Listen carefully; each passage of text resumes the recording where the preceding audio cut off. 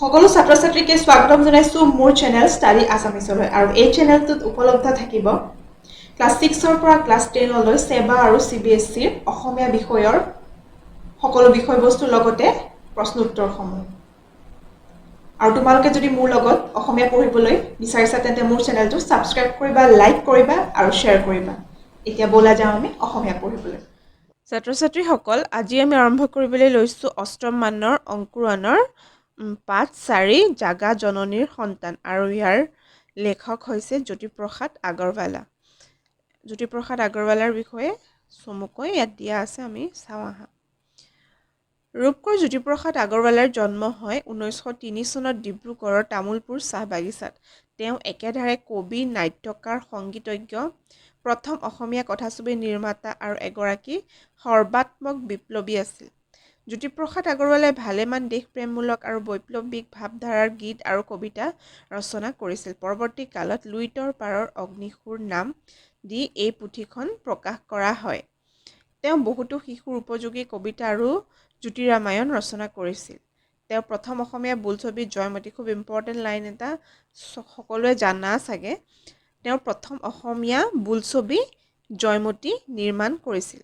1951 চনত কৰ্কট ৰোগত আক্ৰান্ত হৈ জ্যোতিপ্ৰসাদ আগৰৱালাৰ মৃত্যু হয়। তেওঁৰ জন্ম চনটো আৰু মৃত্যু হোৱা চনটো তোমালোকে মনত ৰাখিবা।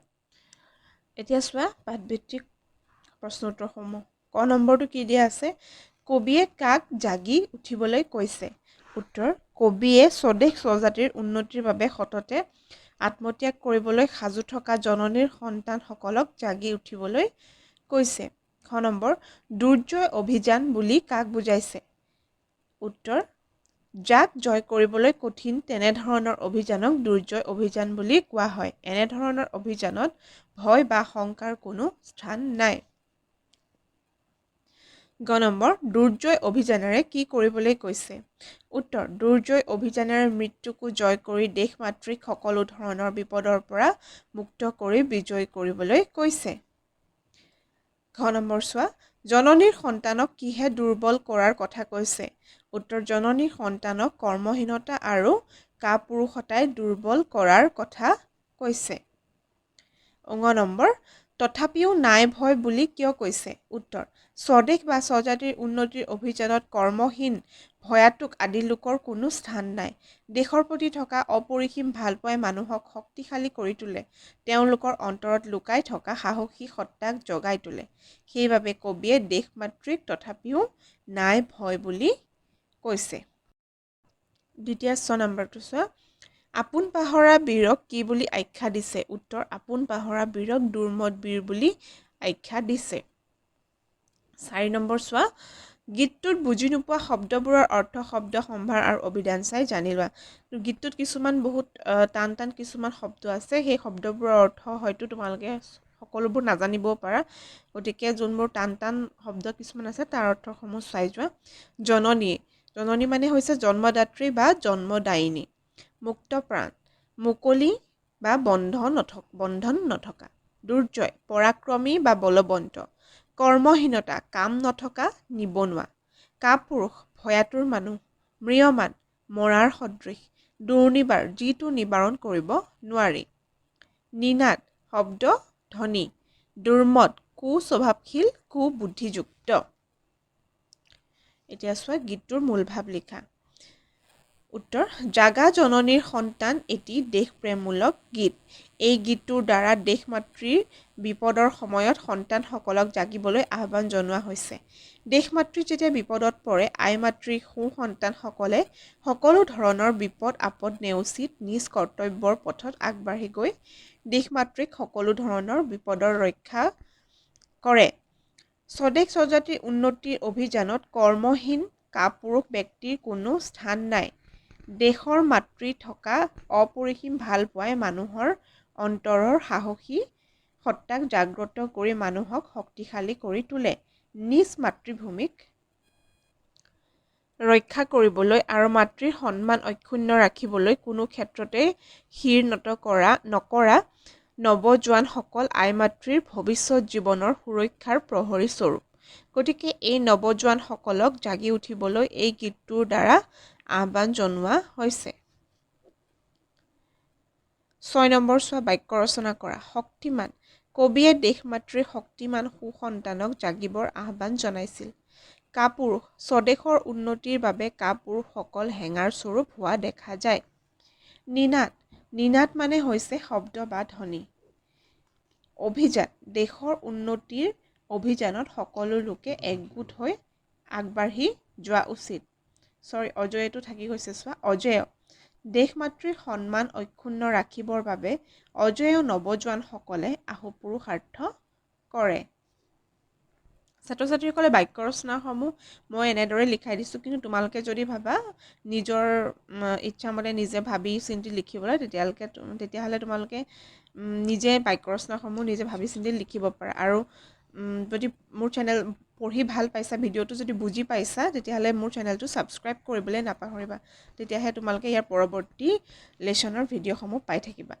এতিয়া চোৱা 7 নম্বৰ সন্ধি গঠন কৰা আৰু ভাঙা দেৱ যোগ অসুৰ দেৱাসুৰ কুশ যোগ আসন কুষাণ বিদ্যা যোগ অলংকাৰ বিদ্যালংকাৰ মহা যোগ ঋষি মহৰ্ষি নৰ যোগ ইন্দ্ৰ নৰেন্দ্ৰ মনু যোগ হৰ মন ইয়াত বিসৰ্গ আছে যোগ হৰ মনোযোগ মন যোগ যোগ মূৰ যোগ অৰি মুৰাৰী দহ যোগ আনন্দ দশানন মহা যোগ অৰ্ণৱ মহাৰ্ণৱ উল্লেখ উৎ যোগ লেখ উজ্জ্বল উৎ যোগ জল নাবিক নৌ যোগ ইক দিগন্ত দিক যোগ অন্ত এতিয়া চোৱা বিপৰীত অৰ্থ বুজোৱা শব্দ লিখা মৃত্যুৰ বিপৰীত অৰ্থ জানাই জন্ম কাপুৰুষ সাহসী জয় পৰাজয় ভয়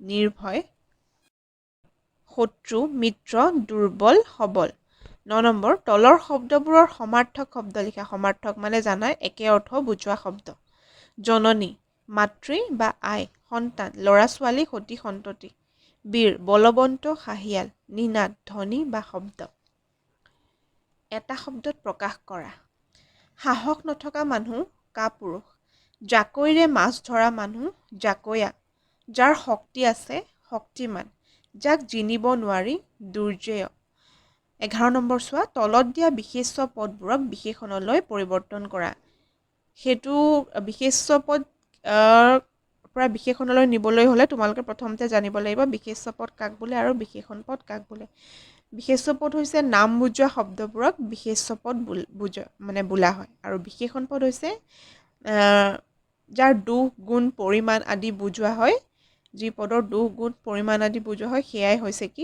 বিশেষণ পদ এতিয়া চোৱা বিশেষ্য পদবোৰ দিয়া আছে মান আৰু ইয়াৰ বিশেষণ ৰূপটো হৈছে মানি তেনেদৰে দুৰ্বলতা বিশেষণ ৰূপটো হৈছে দুৰ্বল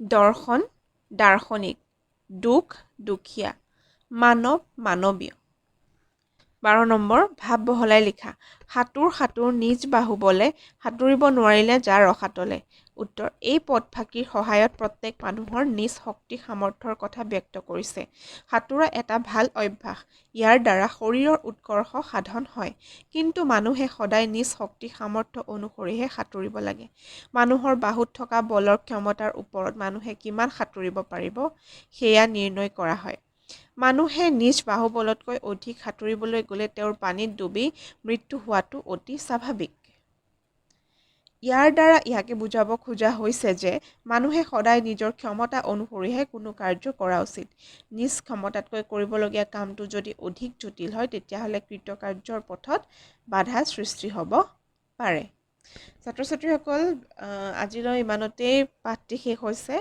আৰু তোমালোকে যদি মোৰ ভিডিঅ'টো চাই ভাল পালা লেচনটো যদি বুজি পাইছা বা পোৱা নাই যদি কিবা সুধিবলগীয়া আছে তেতিয়াহ'লে মোক কমেণ্ট বক্সত কমেণ্ট কৰি জনাবা আৰু মোৰ চেনেলটো ছাবস্ক্ৰাইব কৰিবলৈ নাপাহৰিবা তেতিয়াহে তোমালোকে ইয়াৰ পিছৰ পাঠসমূহ তোমালোকে অধ্যয়ন কৰিবলৈ সুযোগ পাবা আজিলৈ ইমানতেই ধন্যবাদ